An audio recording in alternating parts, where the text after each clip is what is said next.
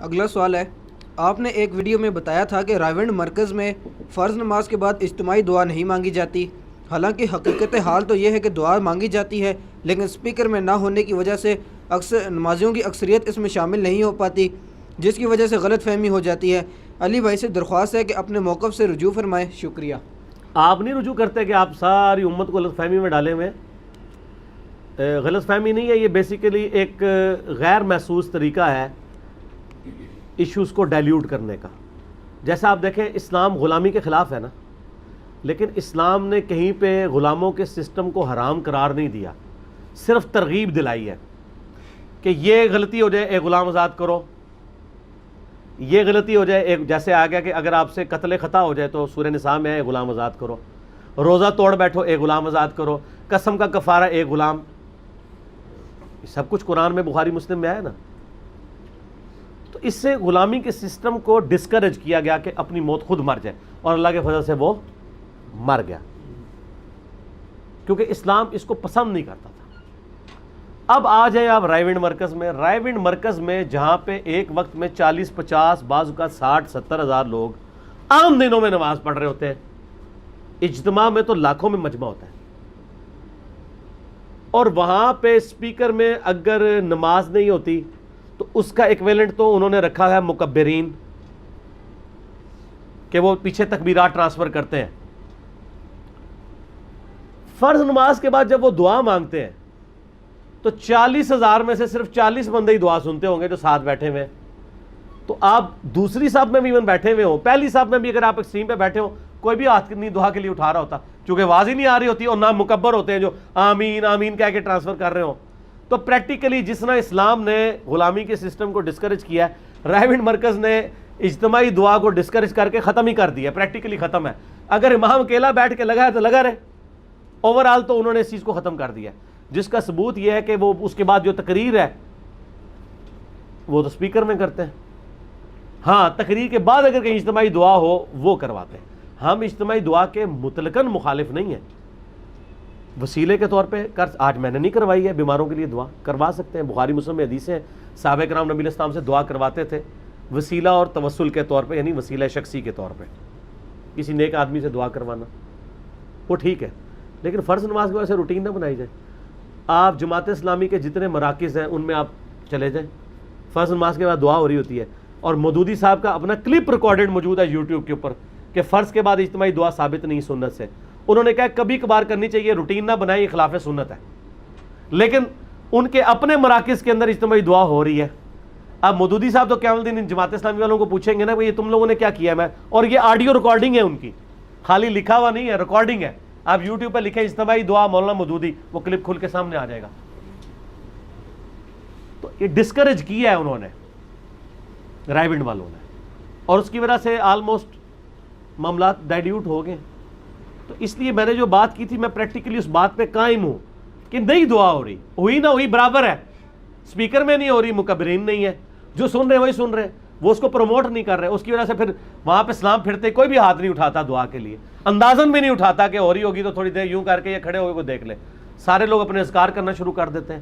Practically ختم ہو چکا ہے وہاں پہ معاملہ یہ والا، اور یہی غیر محسوس طریقہ ہوتا ہے چیزوں کو ختم کرنے کا، اور میں اپریشیٹ کرتا ہوں اس چیز کی وجہ سے یہ معاملات انہوں نے ختم کر دیے۔ باقی یہ ہے کہ مجھے جو ریزرویشن ہے رائیونڈ مرکز اور اجتماع پہ، میں تبلیغی جماعت کا بہت بڑا سپورٹر ہوں اللہ کے فضل سے، ایسٹ سمجھتا ہوں امت کے لیے۔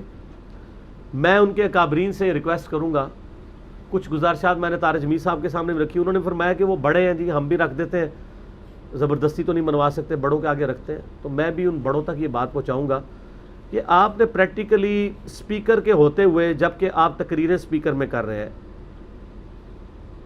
اس لیے کہ آپ چاہتے ہیں کہ لوگ تقریر سنیں، تو آپ کم از کم جو جہری نمازیں ان کو اسپیکر میں شروع کروائیں، مغرب عشاء اور فجر کی نماز۔ اب رائیونڈ میں جو مغرب عشاء اور فجر پڑھ رہا ہوتا ہے وہ اسی طرح پڑھ رہا ہوتا ہے جیسے ظہر اور عصر، قرات کی آواز ہی نہیں آ رہی، یعنی وہ جہری نمازوں کو سری بنا دیا ہوا ہے، صرف اس وجہ سے کہ وہ کہتے ہیں نبی علیہ السلام اسپیکر میں نماز نہیں پڑھتے تھے، تو نبی علیہ السلام تو تقریر بھی اسپیکر میں نہیں کرتے تھے۔ یہ اجتہاد آپ نے کیوں قبول کر لیا؟ اذان بھی نہیں ہو اسپیکر میں یہ لوگ دیتے، اذان نہیں دے رہے, تقریر سپیکر میں کر رہے ہیں, کیونکہ وہ کہتے ہیں تقریر تو سنانا مقصد ہے. تو قرآن بھی تو مقصد تھا. سورہ بنی اسرائیل میں ہے فجر کے ساتھ قرآن ہے, تہجد کے ساتھ قرآن ہے. قرآن کی قرات مقصد تھا, وہ آپ نے چھین لیا. فجر بھی وہاں زور ہی بنی ہوئی ہے, مغرب بھی زور اثر بنی ہوئی ہے, اور عشاء بھی زور اثر, کیونکہ قرات کی آواز ہی نہیں آتی, صرف تکبیریں انتقالات ہو رہی ہوتی ہیں, اللہ اکبر اور ربنا لک الحمد بس. تو کیا فرق پڑتا ہے اسپیکر میں ہو جائے. آپ مکبر بھی باقی رکھیں جیسے سعودیہ والوں نے کیا ہے.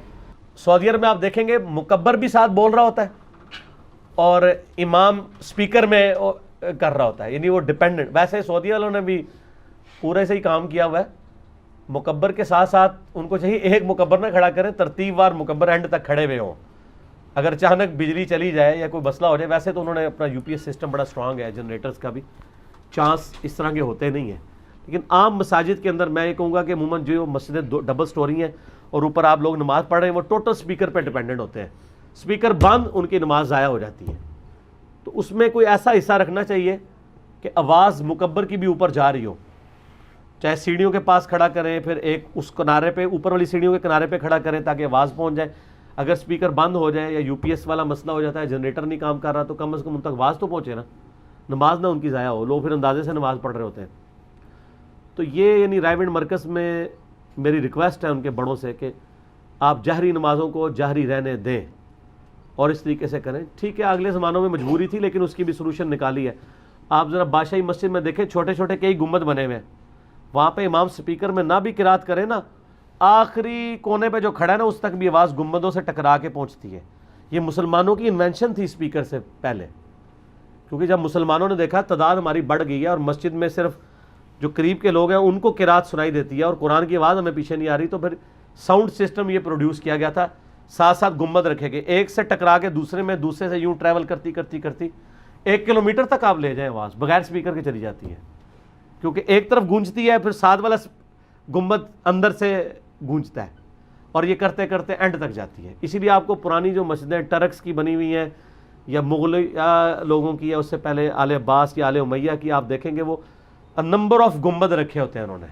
وہ صرف خوبصورتی نہیں کر رہے ہوتے, سائنٹیفکل فنامنا ہے, ایک سائنٹیفک فنامنا ہے جب قرات کی جائے. اور یہی مقصد تھا محراب رکھنے کا بھی, کہ آواز ٹکرا کے پیچھے آئے. تو لہٰذا اگر کوئی صحابہ کے زمانے کی مثال دیتا ہے, اس وقت تو ایک آپشن اویلیبل نہیں تھا, بعد میں مسلمانوں نے ایک اسلام میں ایسی چیزیں یعنی انوینٹ کی ہیں جس کے ذریعے آواز پہنچائی جائے. اور اب آپ دیکھ لیں, ایک زمانہ تھا مولوی کہتے تھے اسپیکر حرام ہے. اشرف تھانوی صاحب کا بھی فتویٰ, احمد بریلوی صاحب کا بھی, اور آج انہی کے ہی ماننے والے ہیں جو اسپیکر میں نمازیں پڑھا رہے ہیں, اور ان کو زبردستی اسپیکروں سے پکڑ کے اتارنا پڑتا ہے. 1:30 بجے جمعے کی نماز کا ٹائم ہوتا ہے, وہ 1:45 بجا دیتے ہیں, اسپیکر منہ سے باہر نہیں نکالتے. جیسے چھوٹا بچہ جو ہے وہ نپل نہیں چھوڑتا نا, وہ اسپیکر چھوڑنے کے لیے تیار نہیں ہوتے. اور یہ وہی اسپیکر ہے جو آج سے 100 سال پہلے حرام تھا, اور اب منہ کو لگ گیا, یہ واجب ہو چکا ہوا ہے. جیسے کہ ویڈیو کیمرہ پہلے حرام تھا, پھر مباح ہوا, پھر مستحب ہوا, واجب ہو گیا. تو اس طرح تبدیلی آ نہیں رہی, تبدیلی آ چکی ہے. ٹھیک ہو گیا جی.